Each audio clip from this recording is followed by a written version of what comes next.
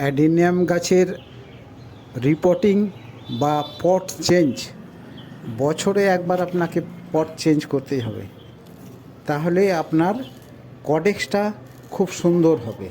অ্যাডেনিয়ামের কডেক্সটা দেখার সৌন্দর্যটাই হচ্ছে আলাদা। এর যে কডেক্স দেখুন কত সুন্দর, কত মোটা হয়েছে। ফেব্রুয়ারি মাসে অন্তত একবার প্রত্যেক বছর পট চেঞ্জ করুন, দেখবেন আপনার কডেক্সটা খুব মোটা হবে।